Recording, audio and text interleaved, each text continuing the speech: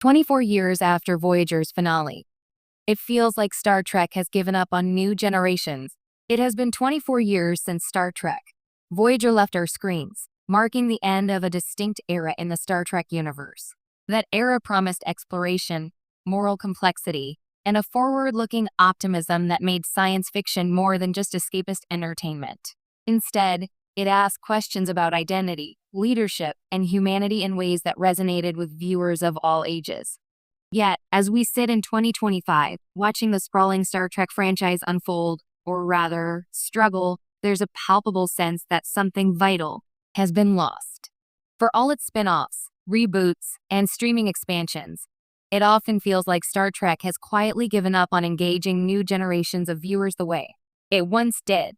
When Voyager premiered in 1995, it wasn't just a show about a starship stranded in the Delta Quadrant. It was a symbol of Star Trek's enduring promise to tell stories that challenge us to think differently while inspiring us to imagine a better future. Janeway's leadership, Chakotay's moral pragmatism, Seven of Nine's struggle with humanity, these weren't just plot lines. They were character studies that invited viewers, young and old, to grapple with questions of ethics, identity, and the consequences of choices. For a generation growing up in the shadow of the original series, TNG and DS9, Voyager wasn't merely entertainment. It was a formative lens on curiosity and ambition.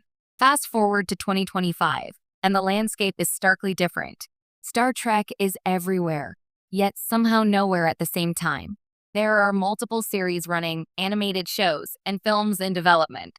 Streaming has turned the franchise into a content factory, churning out episodes at a pace even Gene Roddenberry might find dizzying. And yet, there's a growing perception, one that isn't easily dismissed, that these new installments are more concerned with maintaining brand visibility than fostering the intellectual and emotional engagement that once defined the franchise. The vibrancy of new generations discovering Star Trek for themselves seems diminished. Where there once was wonder and exploration, there is now a focus on nostalgia, fan service, and incremental world building that rarely dares to challenge its audience. Take Star Trek: Strange New Worlds, for example. On the surface, it's a delightful return to episodic storytelling reminiscent of the original series. The production values are excellent, the performance is compelling, and there are moments of true Star Trek spirit. And yet, underneath the polish, the series often leans heavily on familiarity. Classic characters, tropes, and references dominate the conversation, leaving little space for groundbreaking ideas or daring storytelling.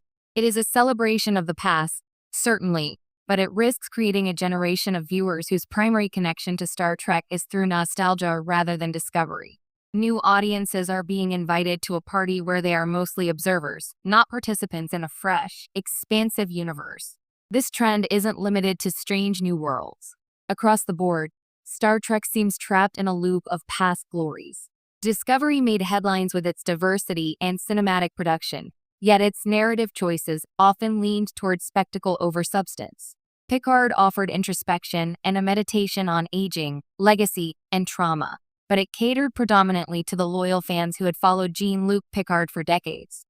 Even Lower Decks, an animated comedy, while clever and engaging, largely thrives on in jokes and references to longtime fans, again sidelining the possibility of drawing in a new audience purely on the strength of story and character alone.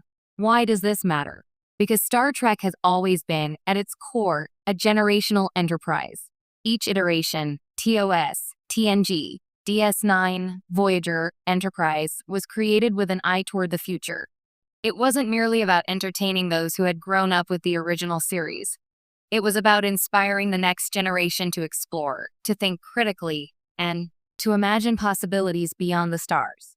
The danger of the current approach is that it treats the franchise more like a vault of intellectual property than a living, evolving universe. Star Trek risks becoming a museum piece, revered, polished, and occasionally beautiful, but fundamentally inert in the way it engages new generations. One of the reasons the stagnation is particularly striking is that the world has changed dramatically since Voyager ended.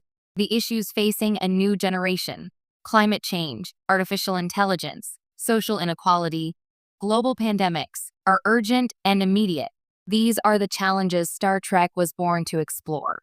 The franchise historically excelled at using speculative settings to comment on contemporary dilemmas, presenting moral conundrums that resonated deeply. DS9's exploration of occupation, religion, and political compromise. TNG's meditations on artificial intelligence and ethical responsibility. Voyager's journey of survival and integration. All of these engaged viewers in ways that went beyond mere entertainment. Yet, in recent years, the franchise has often prioritized continuity over courage, spectacle over substance. There is a particular irony in this, given Star Trek's enduring appeal. When executed thoughtfully, the franchise possesses an unparalleled ability to captivate young audiences.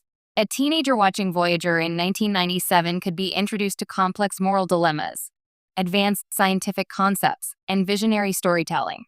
That exposure could ignite a lifelong curiosity about science, ethics, leadership, and the possibilities of the future. Today, however, a teen stumbling upon strange new worlds or discovery might be dazzled by visual effects and production quality, but without the same narrative gravitas or philosophical depth. The sense of discovery is diluted. Star Trek has the tools to inspire, yet it often seems hesitant to wield them in ways that challenge and energize new viewers. It's also worth considering how Star Trek communicates with its audience. Social media and streaming platforms have radically altered how new generations consume content. While these tools present an unprecedented opportunity to engage younger viewers, they also amplify the pressure to cater to established fan bases. The result is a franchise that feels reactive rather than proactive, perpetually looking backward to honor nostalgia while struggling to articulate a compelling vision for the future. In other words, Star Trek is talking to itself as much as it is to anyone else, and that self-referential loop risks alienating the very viewers it should be courting. Yet, all hope is not lost. The potential for Star Trek to reclaim its role as a generational beacon remains. There are glimpses of what is possible when creators take risks. Episodes that tackle existential threats, moral ambiguity, or social commentary, when done thoughtfully, still remind us why Star Trek matters. The problem is consistency. Where once the franchise reliably offered new ideas and challenging narratives, it now occasionally flirts with them, only to retreat into familiar territory. For younger audiences, this inconsistency makes it difficult to see Star Trek as a universe that is relevant to their experiences, aspirations, and fears. Ultimately, the question is whether Star Trek will choose to engage new generations proactively or whether it will continue to rely on nostalgia as a substitute for innovation. The stakes are not trivial. A generation that cannot find its own connection to Star Trek may never develop the same sense of wonder that fueled scientific curiosity, ethical reflection, and imaginative exploration for previous generations. Without that spark, the franchise risks becoming a relic, beloved by older fans, but failing to resonate with those who might carry it forward into the next century. 24 years after Voyager's finale, Star Trek faces a critical